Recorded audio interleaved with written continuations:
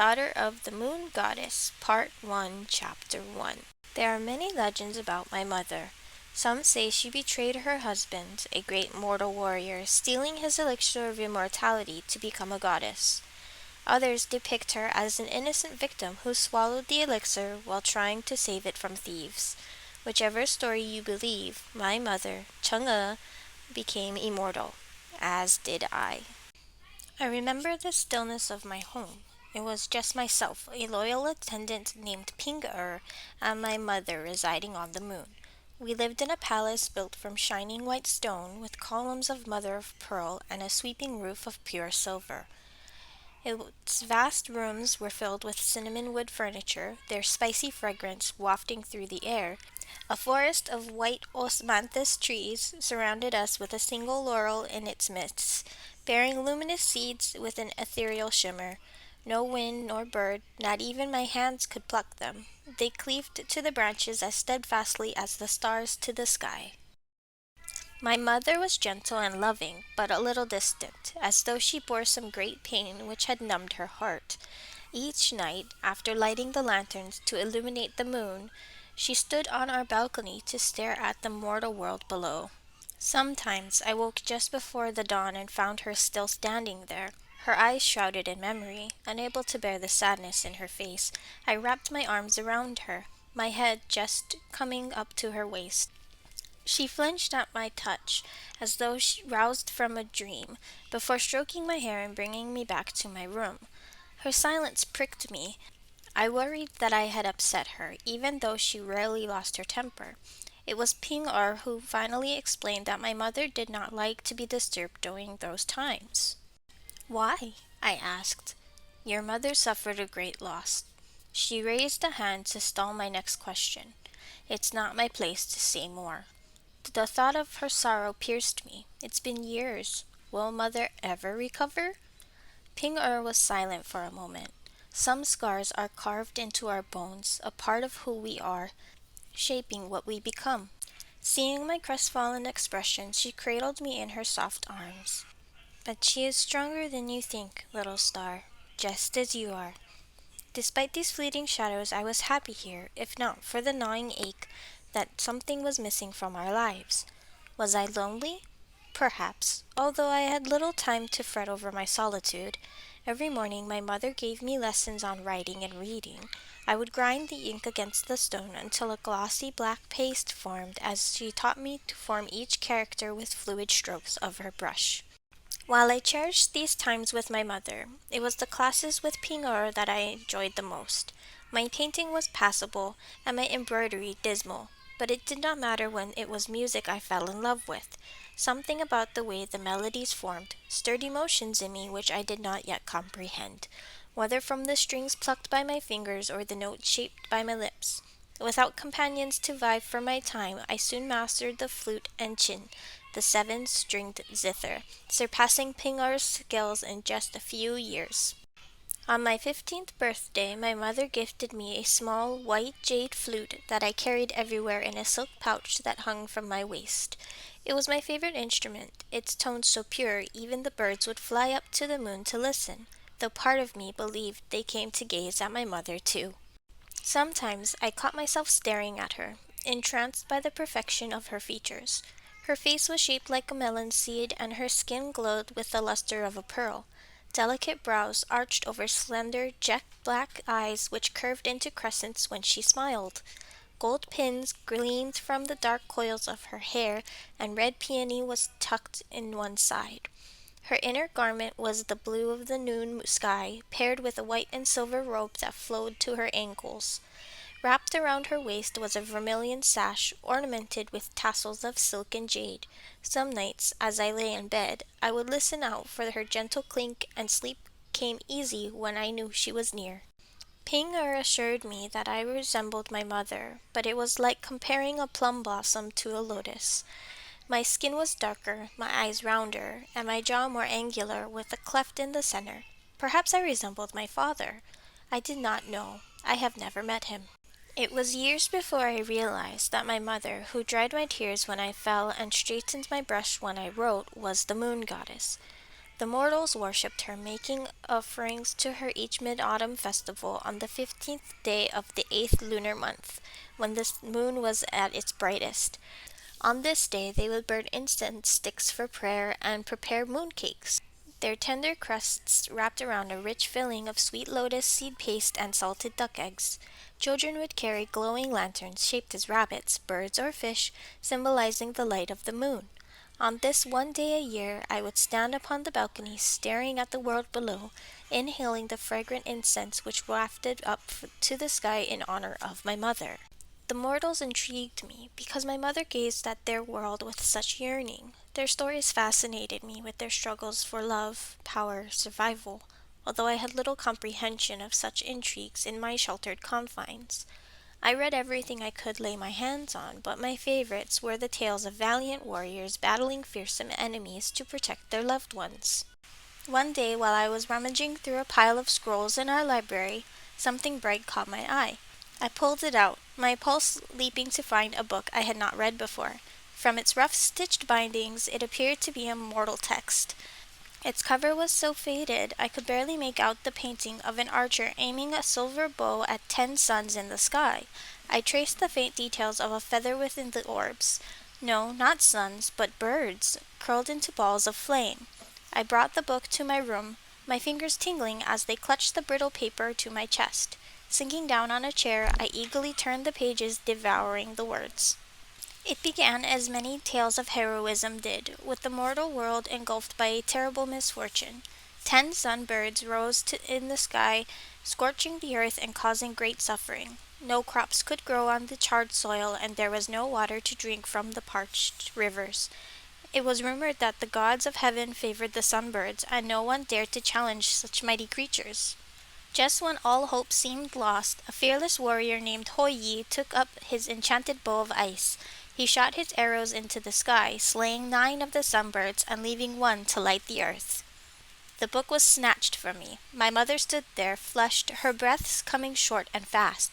She gripped my arm, her nails dug into my flesh. "Did you read this?" she cried. My mother rarely raised her voice. I stared blankly at her, finally managing a nod. She released me, dropping onto a chair as she pressed her fingers to her temple. I reached out to touch her, afraid she would pull away in anger, but she clasped her hands around mine, her skin as cold as ice. "Did I do something wrong? Why can't I read this?" I asked haltingly. There appeared nothing out of the ordinary in the story. She was quiet for so long I thought she had not heard my question. When she turned to me at last, her eyes were luminous, brighter than the stars. "You did nothing wrong. The archer, Hou-Yi, is your father." Light flashed through my mind, my ears ringing with her words. When I was younger, I often asked her about my father, yet each time she had fallen silent, her face clouding over, until finally my questions ceased. My mother bore many secrets in her heart, which she did not share with me until now. "My father?" My chest tightened as I spoke the words. She closed the book, her gaze lingering on its cover. Afraid that she might leave, I lifted the porcelain teapot and poured her a cup. It was cold, but she sipped it without complaint. "In the mortal realm, we loved each other," she began, her voice low and soft. "He loved you, too, even before you were born, and now." Her words trailed off as she blinked furiously. I held her hand to comfort her, and as a gentle reminder that I was still here. "And now we are parted for eternity." I could barely think through the thoughts cramming my head, the emotions surging within me. For as long as I could remember, my father had been no more than a shadowy presence in my mind. How often had I dreamed of him sitting across from me as we ate our meals, strolling beside me beneath the flowering trees. Each time I awoke, the warmth in my chest dissolved into a hollow ache. Today, I finally knew my father's name, and that he had loved me. It was little wonder that my mother appeared haunted all this time, trapped in her memories. What had happened to my father? Was he still in the mortal realm? How did we end up here? Yet I gulped back my questions as my mother wiped her tears away. Oh, how I wanted to know, but I would not hurt her to ease my selfish curiosity. Time to an immortal was as rain to the boundless ocean. Ours was a peaceful life, a pleasant one, and the years passed by as though they were weeks. Who knows how many decades would have swept by in this manner if my life had not been tossed into turmoil as a leaf torn from its branch in the wind. It was a clear day, the sunlight streaming through my window. I set aside my lacquered chin, closing my eyes to rest. As had happened before, silver flecks of light drifted into my mind, tugging and teasing me. Just as how the scent of osmanthus drew me to the forest each morning, I wanted to reach out to them but recalled my mother's stern warning. "Don't go near them, Xingyin," she had pleaded, her skin ashen. "It's too dangerous. Trust me, they will fade." I had stammered my promise to her then, and over the years I had kept my word diligently too. Whenever a glint of silver beckoned to me, I thought furiously of other things, a song, or my latest book, until my mind cleared and they faded away. Yet it was harder each time, the light blazing brighter, their call more tantalizing, the urge to reach out almost overwhelming. How brightly they glittered today, as though sensing my wavering resolve, the restless churning in my blood. I had felt this more often of late, a part of me yearning for something which had no name. A change, perhaps. But nothing happened here. Nothing ever changed. The lights did not seem dangerous. Was my mother mistaken?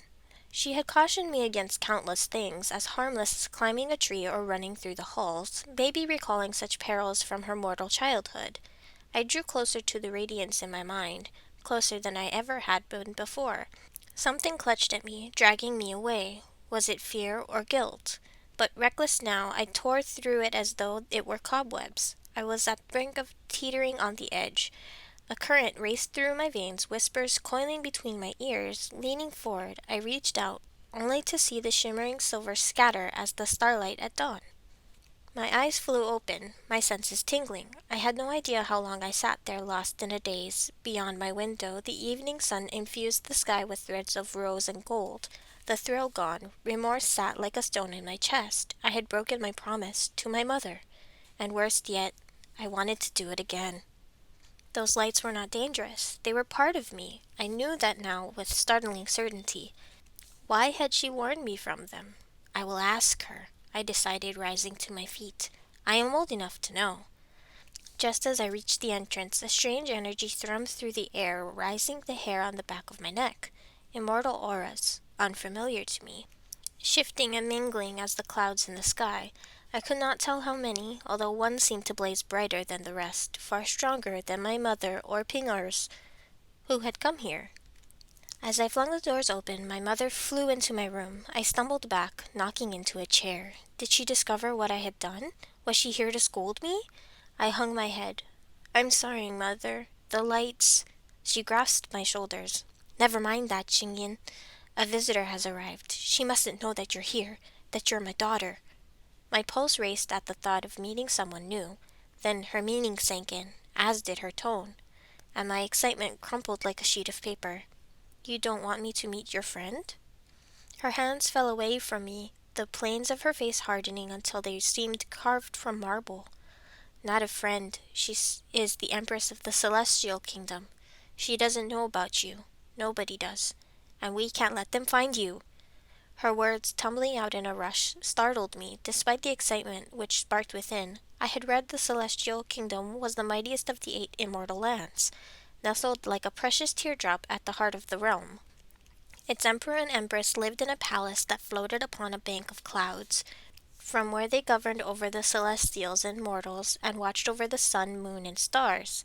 In all our time here, they had never deigned to visit our remote homes, so why now? And why did I have to hide? A strange flutter in the pit of my stomach spread icy tendrils through my core. "Is something wrong?" I asked, hoping she would deny it. She touched my cheek gently. "I'll explain everything later. For now, stay in your room and don't make a sound." I nodded, and she left, shutting the doors behind her. Only then did I realize that my mother had not answered my question. I opened a book, dropping it down again after reading the same line thrice. My fingers plucked a chin string, then pinched it to muffle the note. As I stared at the closed doors, a burning curiosity engulfed me, consuming my fear. Slowly I walked toward it, sliding it open a crack.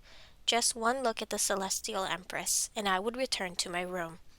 When would I get another chance to see her, one of the most powerful immortals in the realm? And she might even be wearing her phoenix crown, said to be crafted from feathers of pure gold and embellished with 100 luminous pearls. As silent as a shadow, I tiptoed down the long corridor that led from my room to the Silver Harmony Hall, the grandest room in our Pure Light Palace, with its marble floor, jade lamps, and silk hangings. Wooden pillars set into ornate silver bases added a touch of warmth to its pristine elegance. This was where I had always imagined we would entertain our guests, although we never had one until now. Just around the corner, a soft voice drifted through. I strained my ears to listen. Chang'e, have you been well? The Celestial Empress's cordial address surprised me. She did not sound very fearsome. Yes, Your Celestial Majesty. Thank you for your concern. My mother's voice was unnaturally bright. A brief silence followed this exchange of courtesies. Crouching down by the hall, I craned my neck to peek into the room. My mother knelt on the floor, her head bowed low, while across from her, seated in my mother's own chair, had to be the Celestial Empress. She was not wearing a crown, but an elaborate headdress, crafted with jeweled leaves and flowers, which clinked as she moved. As I stared at it, enthralled, a bud unfurled, blossoming into an amethyst orchid. Over her fingertips glinted pointed gold sheaths curved as claws of a hawk. The silver embroidery on her violet robe caught the fading light streaming through the windows. Unlike my mother's delicate and calm aura, hers was strong, pulsing with heat. She was dazzling, but her glossy lips against her white skin made me think of freshly spilled blood on snow. As befitting her exalted position, the Empress had not come alone. 6 attendants stood behind her, along with a tall immortal man, his complexion darker than the rest. Flat pieces of amber adorned his black hat, his inky robes were fastened with a bronze sash, and white gloves covered his hands. I knew nothing of the celestial court, but the way he carried himself seemed to indicate he was of a higher rank than the others. Yet there was something about him I did not like, and his pale brown eyes sliced across the room. I recoiled, pressing my back against the wall. After a brief pause, the Empress spoke again, her voice now cooler than a piece of unworn jade. Chang'e, a peculiar shift was detected in the energy here. Are you cultivating a secret power or harboring a forbidden guest, violating the terms of your imprisonment? I stiffened, my shoulder blades clenching at the way she spoke. An eagerness seemed to coat each word as though she reveled in the idea of my mother's wrongdoing. Empress or not, how dare she speak this way? My mother was the moon goddess, worshipped and loved by countless mortals. How could she be a prisoner? This place was more than our home, it was her domain. Who lit the lanterns each night? Who did the trees sway and sigh for as she walked past? How could she do anything here that wasn't her right? Your Celestial Majesty, there must be some misunderstanding. My powers are weak, as you are aware. No one else is here. Who would dare come? My mother replied steadily. Minister Wu? Share your discovery, the Empress commanded. Footsteps shuffled forward. Earlier today, a significant shift in the aura of the moon was detected. Unprecedented in all my years of study, this can be no coincidence. In his smooth voice, I sensed an undercurrent of excitement. Did he relish my mother's troubles, as the Empress seemed to? Anger seared me at the thought, despite my prickling unease.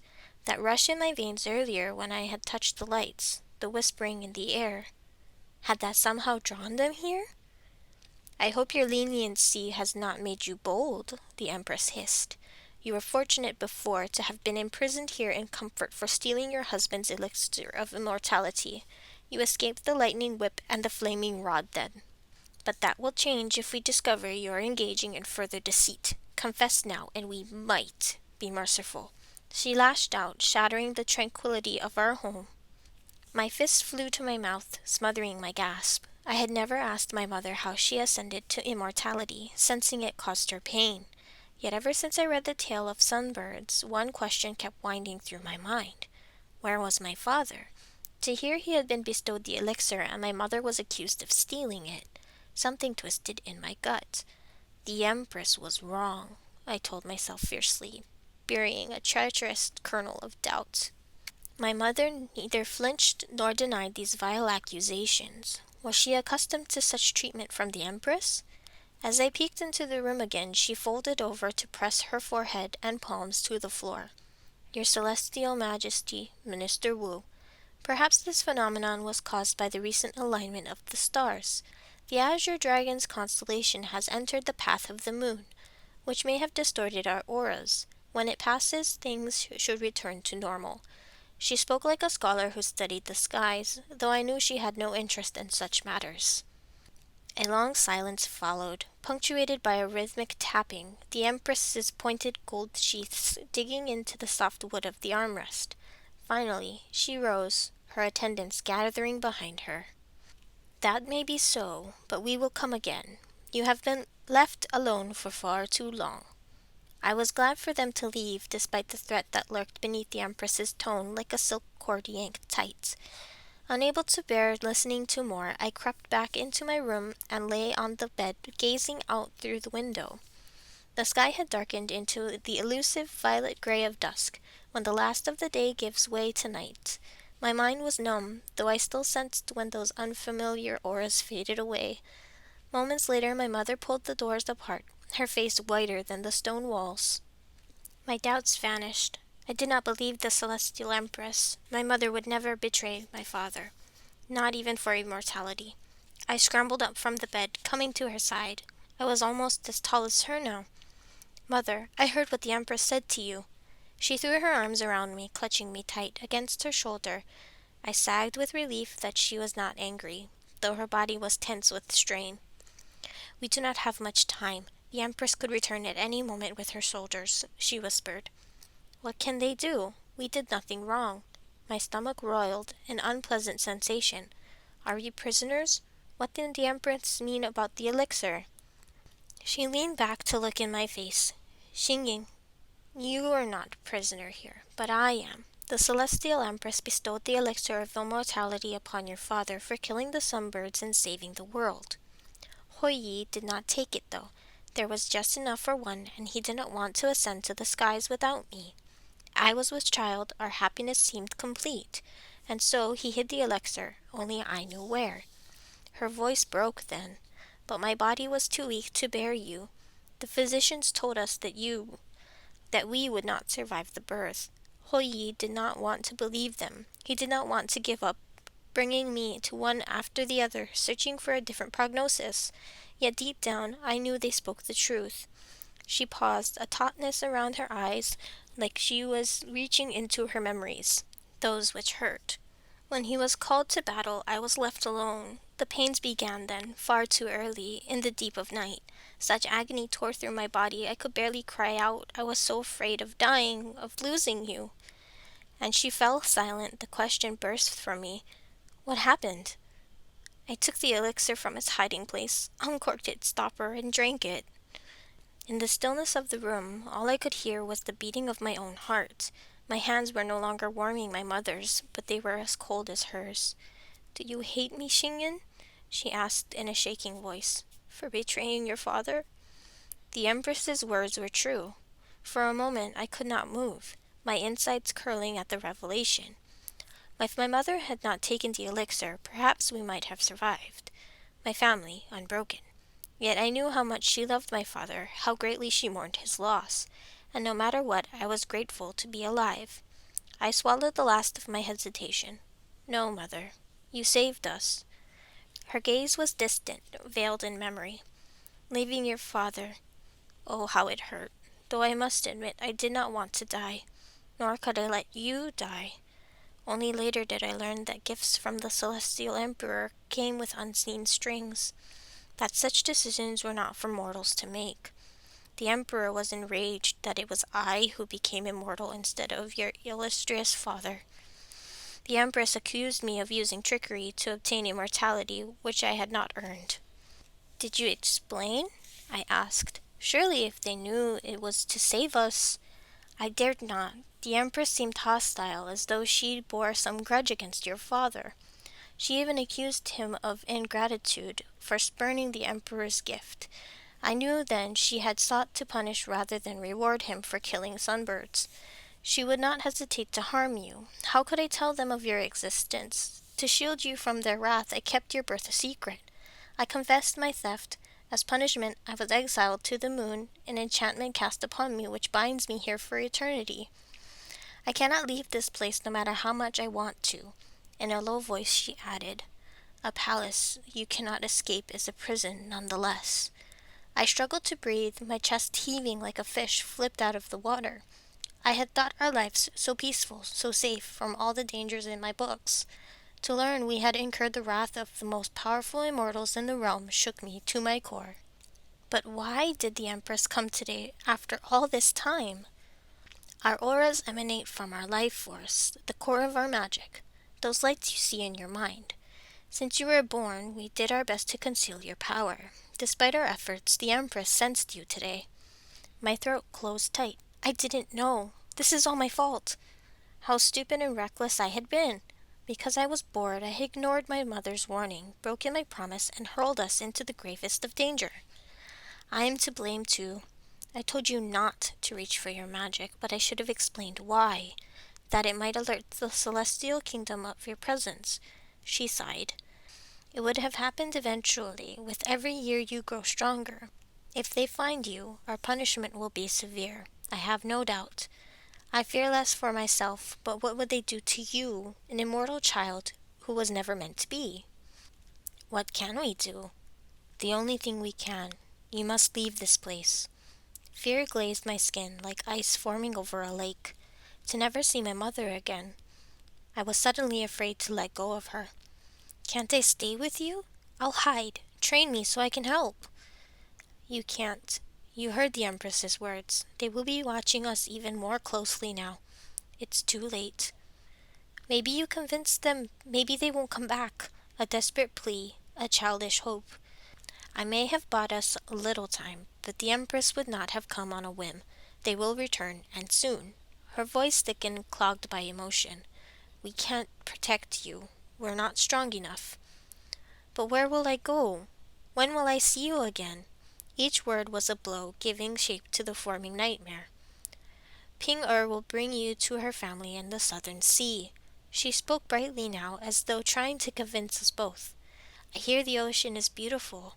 You will have a good life there, free from the cloud that hangs over us. Ping-Er had shared with me all she knew of the lands beyond, stirring my imagination, which hungered for adventure. The Great Sea was divided into 4 domains, stretching from the eastern shore to the southern ocean, from the cliffs in the west to the waters in the north. I had been transfixed by her tales of the creatures who lived in the glittering cities under water or upon the golden shores. How I had dreamed of exploring them. Yet never had I imagined fleeing my home to do so. What use were adventures when there was no one to share them with? My mother's hand closed around mine, dragging me back to the present. You must never tell anyone who you are. The Celestial Emperor has informants everywhere. He would take your very existence as an unforgivable insult. She spoke urgently, her eyes boring into mine until I choked out my promise to her. Leaning toward me, then, she fastened something around my neck. A gold necklace with a small jade disc. It was the color of spring leaves, with a carving of a dragon on its surface. My fingers rubbed the cool stone, feeling a thin crack on the rim. This belonged to your father, her eyes as dark as moonless night. Don't tell anyone who you are, but never forget either. She held me close, stroking my hair. I kept my head down, cowardly, not wanting to see her leave, wishing this moment could last forever. Her knuckles brushed my cheek once, and then there was nothing except an aching emptiness. Sinking onto the floor, I wrapped my arms around my knees. Oh, how I wanted to scream and howl and beat my fists against the ground. My hand flew to my mouth, muffling my hoarse sobs, but my silent tears, I let them stream down my face. In the single night it took the moonflower to bloom and wither, my life had been upended. My path, which had seemed a straight road, had taken a turn into the wilderness, and I was lost.